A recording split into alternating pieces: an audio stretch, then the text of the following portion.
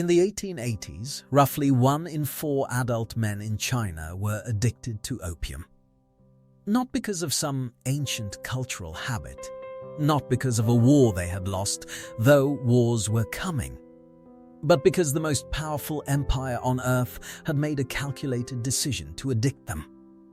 The British government, through its trading arm, the East India Company, had flooded China with opium grown in colonial India, sold against the explicit orders of the Chinese emperor and defended, twice, at gunpoint when China tried to stop it. The whole operation existed to fix a trade deficit.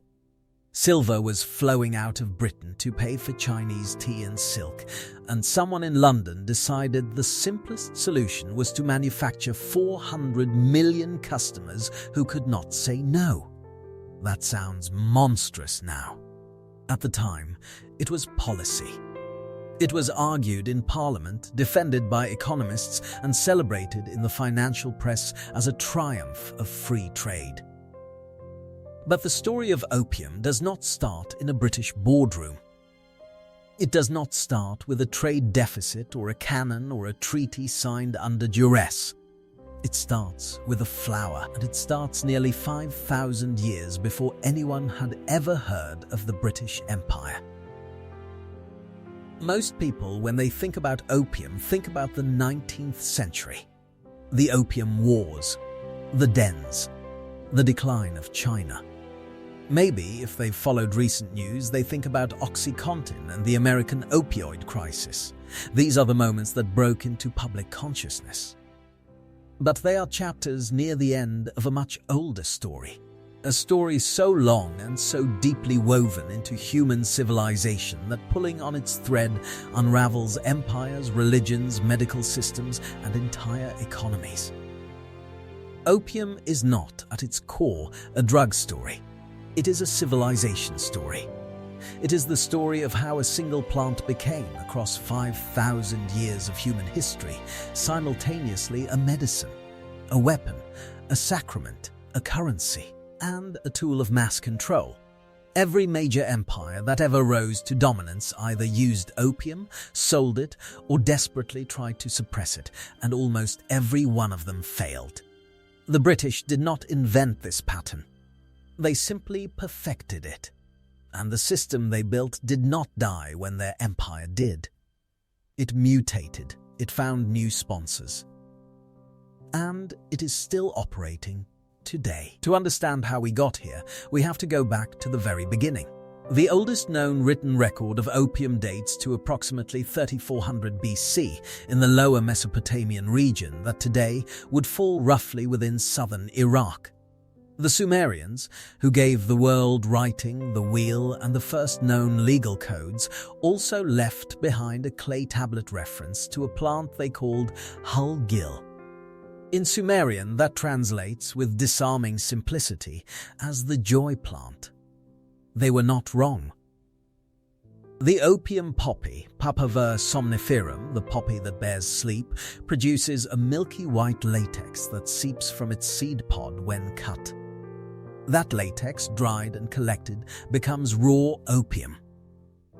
And raw opium contains a cocktail of alkaloids, most importantly morphine, that bind directly to the brain's pain receptors and trigger a release of dopamine on a scale the human nervous system was never designed to handle.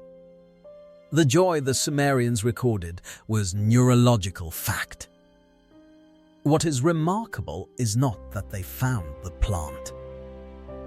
In a world without antibiotics, without surgery, without any of the pharmaceutical infrastructure we take for granted, the discovery of a substance that reliably erased pain and induced euphoria was not merely useful. It was world-altering. The Sumerians cultivated the poppy deliberately, harvesting it in the cool of early morning when the latex ran most freely, drying it in the open air, and trading it across Mesopotamia as one of their most valuable agricultural products. From Mesopotamia, knowledge of the poppy moved west with the Egyptians. The Ebers Papyrus, an Egyptian medical document dating to roughly 1550 BC, records a remedy for crying children made from opium seeds, making it, in a grim historical irony, one of the earliest documented uses of opiates as a children's medicine. A practice that would resurface with devastating consequences in Victorian England 3,000 years later.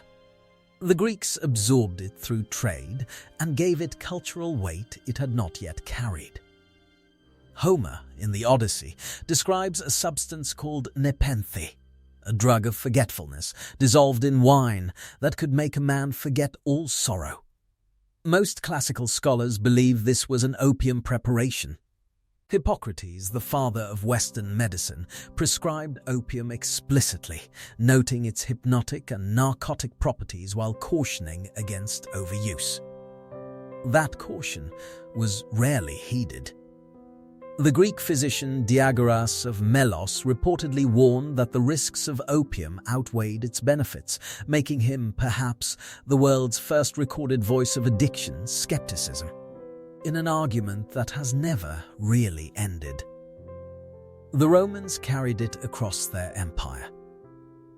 Roman soldiers were issued opium preparations as field medicine.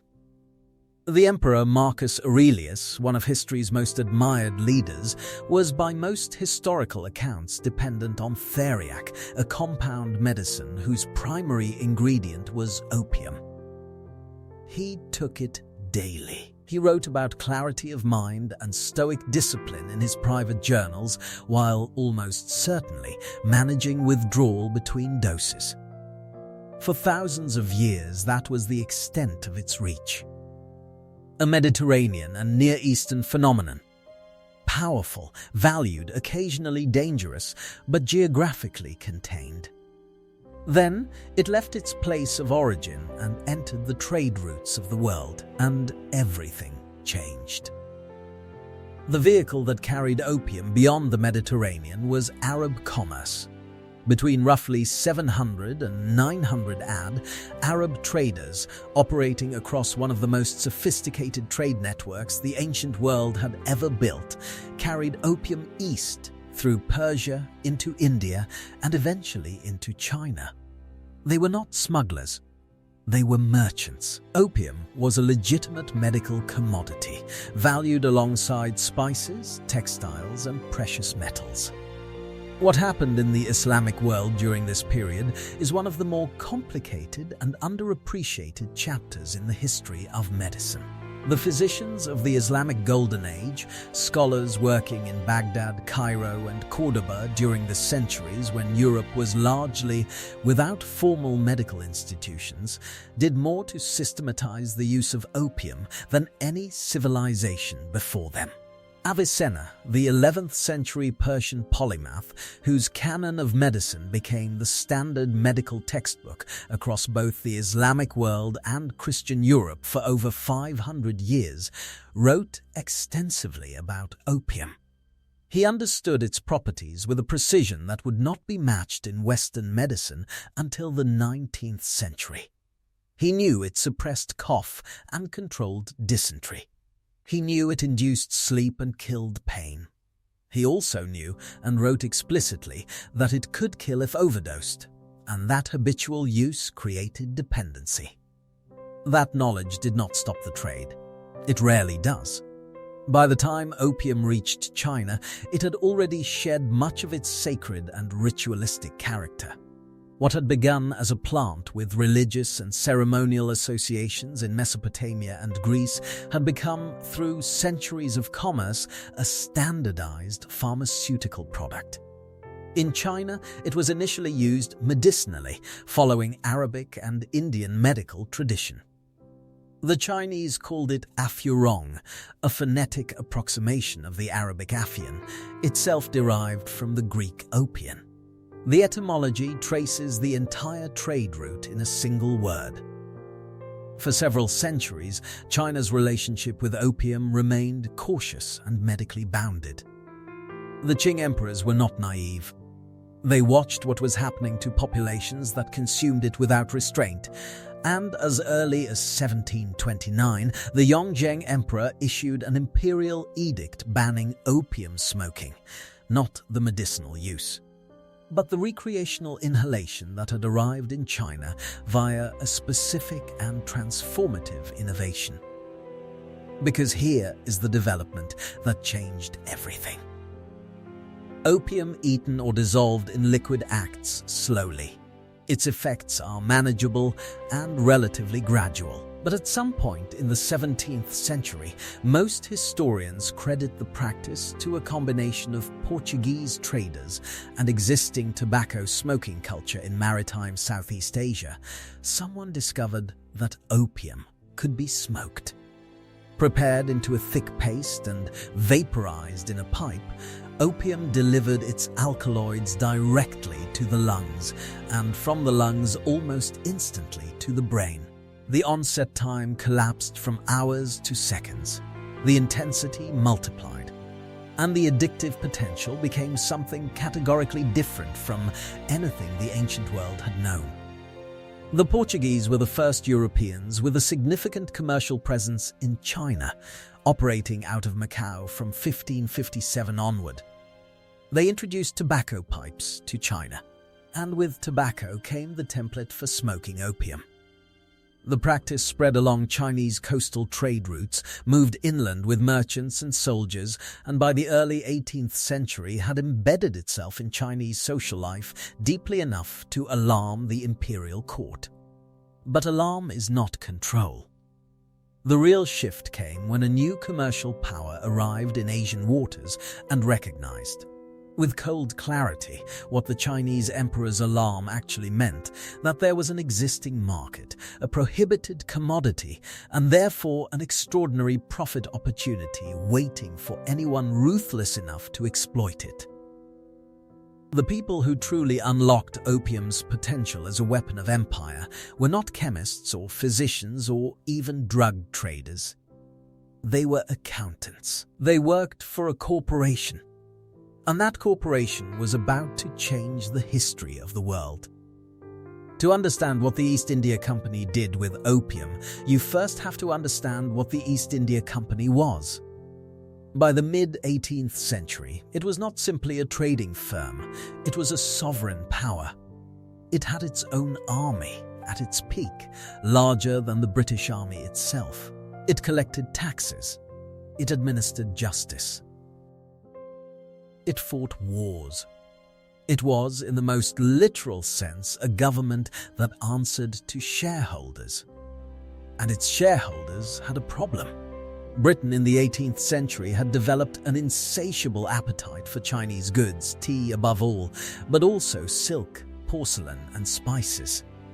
The Chinese, for their part, had almost no interest in anything Britain produced. This was not rudeness, it was economic reality.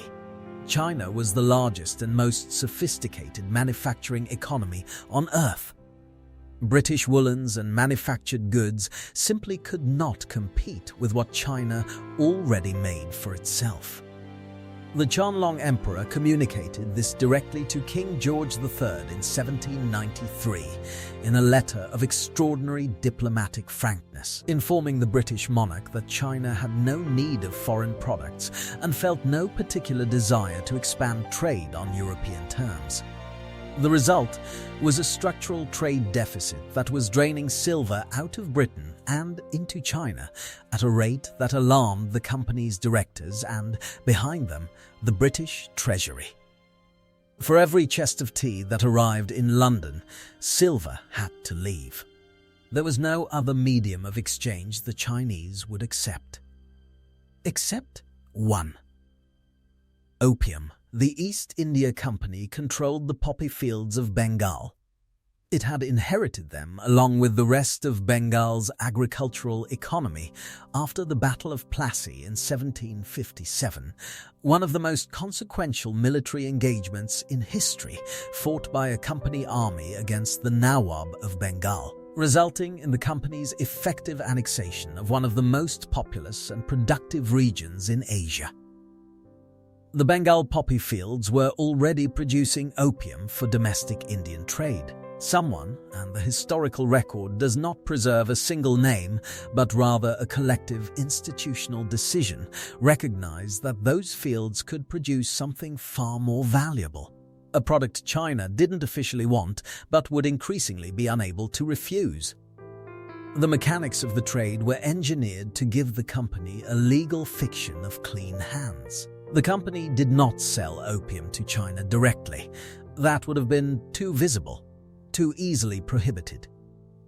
Instead, the company auctioned opium in Calcutta to licensed private traders, mostly British and Indian merchants operating out of Bombay and Calcutta, who then smuggled it into China on their own ships. The company received its money at the Calcutta auction. What happened afterward was formally someone else's problem. What happened afterward was this: opium arrived on the Chinese coast, was exchanged for silver. That silver traveled to Canton and was handed to company agents, and that silver then traveled to London to pay for tea.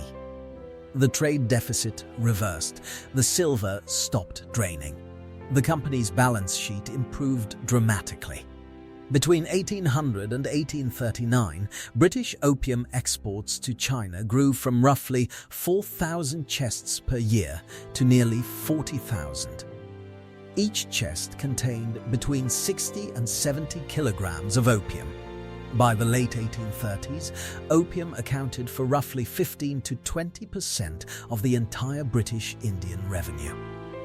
The Qing government watched this with mounting horror.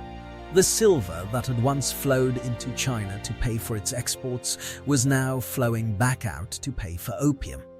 The trade balance had inverted. Worse, the human cost was becoming impossible to ignore. The addiction rate among adult male Chinese was climbing toward the figure that would later define the era: 1 in 4. Government officials, soldiers, scholars, and laborers were all affected. The Qing court debated whether to legalize opium and tax it, extracting revenue from the inevitable, or to enforce prohibition with genuine force. They chose force, and the man they chose to enforce it would trigger a war. In 1839, the Dogwang Emperor appointed Lin Zexu as imperial commissioner to Canton with a direct mandate to end the opium trade. Lin was not a reformer in the modern sense. He was a Confucian official of the old school, rigidly principled, highly intelligent, and entirely without illusions about what was happening to his country. He wrote a remarkable letter to Queen Victoria, appealing directly to her conscience, asking how the British government could claim moral standing while deliberately poisoning a nation. The letter was ignored. Victoria almost certainly never read it. Lin then acted. In the spring of 1839, he seized over 1,000 tons of British-owned opium from warehouses in Canton, roughly 20,000 chests, and over the course of 23 days destroyed it entirely.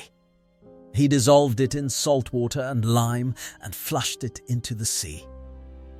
Before beginning, he reportedly apologized to the sea gods for polluting their domain. It was, by any measure, one of the most dramatic acts of drug enforcement in history. The British response was not embarrassment. It was outrage. The merchants whose product had been destroyed demanded compensation from the British government.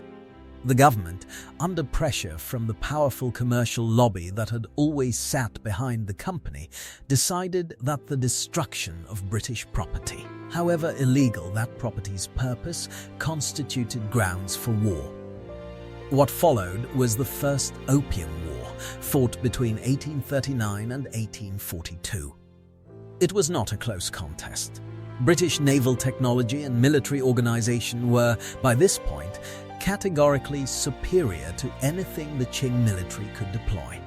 Chinese junks and shore batteries were no match for steam-powered warships and disciplined infantry armed with rifles. The war moved up the Chinese coast methodically, capturing ports, destroying fortifications, and demonstrating with brutal clarity the distance that had opened between British industrial military power and the defences of a civilization that had not yet industrialized. The Treaty of Nanking, signed in 1842, was the first of what Chinese historians call the unequal treaties, a series of agreements signed under military duress that progressively dismantled Chinese sovereignty over its own territory and economy. Britain received Hong Kong Island outright. 5 Chinese ports were forced open to British trade. China paid a massive indemnity, including compensation for the opium Lin Zexu had destroyed. The word opium did not appear in the treaty. It did not need to. Everyone understood what had been fought over. Opium was not formally legalized in China by the Treaty of Nanking. That came later, after a second Opium War fought between 1856 and 1860.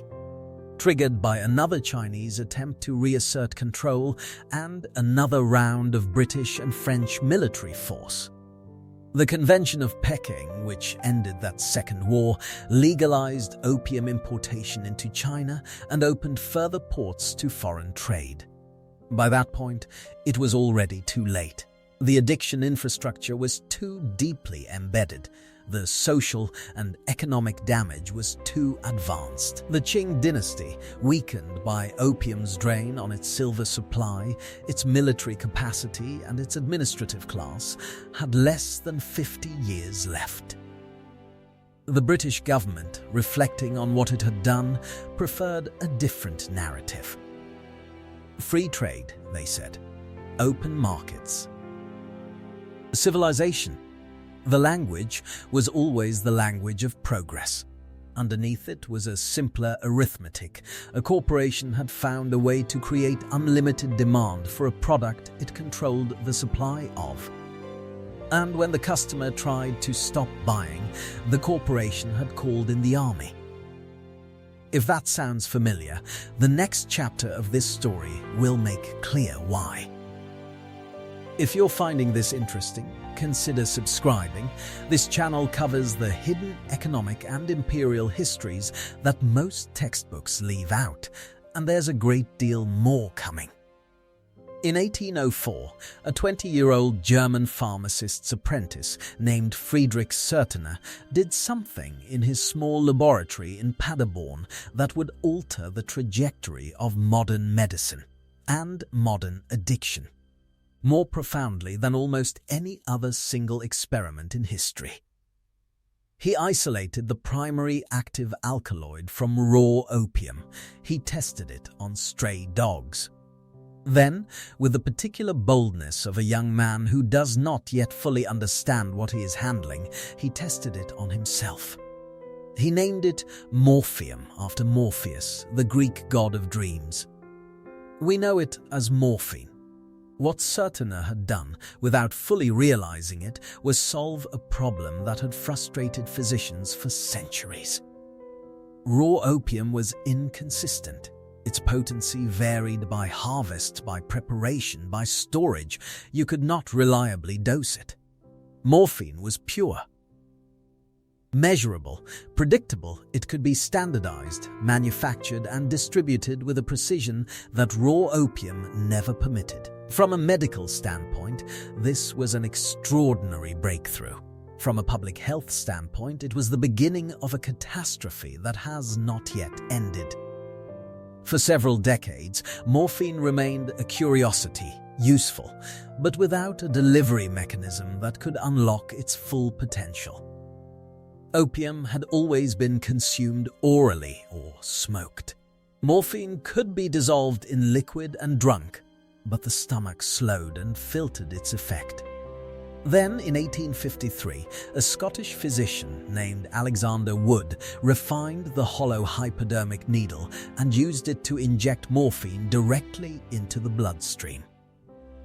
The logic was reasonable.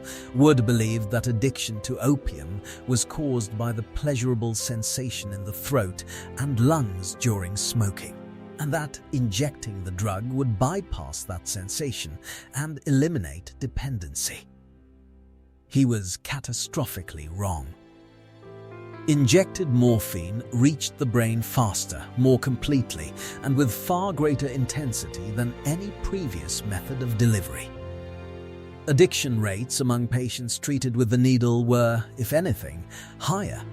Wood's own wife became one of the first documented casualties of injectable morphine dependency. The medical establishment, however, was not yet paying attention to dependency. It was paying attention to efficacy. And morphine injected was extraordinarily effective at doing what medicine most needed: stopping pain. The American Civil War, fought between 1861 and 1865, became the first industrialized conflict in which morphine was deployed at scale as battlefield medicine. Union and Confederate surgeons used it freely to manage the agony of amputations performed without anesthesia, to quiet the dying, to allow the wounded to survive long enough to be transported. The result was between 400,000 and 500,000 veterans from both sides of the conflict, who returned home physically dependent on morphine. The condition acquired a name: soldier's disease. It was the first mass opioid crisis in American history. It would not be the last. The pharmaceutical industry, newly professionalized and increasingly profitable, watched this crisis and saw in it not a warning, but a market. If morphine was creating dependency, the solution, commercially and medically, was a better morphine. A morphine substitute that delivered the same pain relief without the addiction. This was, by the late 19th century, genuinely what many researchers believed they were chasing. The science of addiction was primitive. The assumption was that dependency was a feature of the specific molecule, not a feature of the opioid mechanism itself. Change the molecule, solve the problem. In 1898, the Bayer Pharmaceutical Company, the same company that would give the world aspirin the following year, synthesized a new compound from morphine. They named it heroin, from the German heroisch, meaning heroic, a reference to the feelings of power and well-being test subjects reported. Bayer marketed heroin commercially as a non-addictive substitute for morphine and as a cough suppressant. It was sold over the counter. It appeared in medical catalogues alongside aspirin and cough drops. Physicians prescribed it to morphine-dependent patients as a cure. That sounds absurd now. But it reflected a genuine, if catastrophically wrong, scientific consensus of the time, combined with a commercial incentive that made asking hard questions inconvenient. Heroin is in fact more potent than morphine. It crosses the blood-brain barrier faster and more completely. It is, by any pharmacological measure, more addictive, not less. Within a decade of its commercial launch, the evidence was impossible to ignore. By 1910, cities across the United States and Europe were seeing heroin dependency at rates that exceeded the morphine crisis that preceded it. The pattern had now established itself clearly enough for anyone willing to look. Each pharmaceutical solution to the opioid problem was more powerful than the original, not less. Each innovation in chemistry or delivery, isolation, injection, synthesis, amplified the addictive potential rather than reducing it. The plant had been refined into something the human nervous system was even less equipped to resist, and the industry built around it was becoming too large and too profitable to be easily stopped. The United States government's first serious attempt to regulate opiates came in 1914 with the Harrison Narcotics Tax Act. On paper, it was a tax and registration law, not a prohibition. But its practical effect was to make the prescription and distribution of opiates a matter of federal oversight for the first time in American history. Physicians who prescribed morphine or heroin to dependent patients, even as maintenance medicine, found themselves prosecuted. Within a decade, a substantial portion of the American medical community had abandoned opioid prescribing entirely. Not because of medical consensus, but because of legal risk. This created a vacuum. The demand for opiates did not disappear because the legal supply had contracted. It went underground. A black market that had previously been marginal became substantial. Criminal networks that imported and distributed heroin grew in direct proportion to the tightening of legal supply. The lesson that prohibition tends to transfer drug markets to criminal enterprises rather than eliminating them would be demonstrated repeatedly throughout the 20th century. It was rarely learned. Internationally, the story followed a similar logic of stated intentions and unintended consequences. The 1925 International Opium Convention. The 1931 Geneva Convention for limiting the manufacture of narcotic drugs, and eventually the 1961 Single Convention on Narcotic Drugs built an international legal architecture designed to suppress the opium trade globally. And in some respects, they succeeded. The scale of state-sanctioned opium trading that the British Empire had practiced in the 19th century became legally and diplomatically untenable. What replaced it was not the elimination of the opium economy, but its privatization. In the Golden Triangle, the mountainous borderlands of Myanmar, Laos, and Thailand, and later in Afghanistan, opium cultivation became the economic foundation of regions that had no other viable cash crop and no interest in the priorities of distant international conventions. The CIA, during the Cold War, made operational decisions in Southeast Asia that, at minimum, facilitated the heroin trade in exchange for the cooperation of anti-communist warlords. This is not conspiracy theory. It is documented in congressional records and declassified intelligence assessments. The logic was familiar. Geopolitical necessity overrode narcotics policy, just as commercial necessity had overridden it for the East India Company a century earlier. Afghanistan, by the early 21st century, was producing somewhere between 80 and 90% of the world's illicit opium supply. The Taliban, which had briefly suppressed opium cultivation during its first period of governance in the late 1990s, found after 2001 that taxing poppy farmers was an extraordinarily effective means of financing an insurgency. The country that the United States and its allies spent 2 decades trying to stabilize was simultaneously the engine of the global heroin supply. These two facts were not incidental to each other. They were structurally connected in ways that neither government spokespeople nor newspaper editorials found it comfortable to discuss. Through all of this, the prohibition campaigns, the international conventions, the drug wars, one thing remained constant. Opioids were extraordinarily effective medicines. The problem of pain management in surgery, in cancer treatment, in end-of-life care was real and serious. The medical need for opioid analgesics did not disappear because the social problems they created were severe.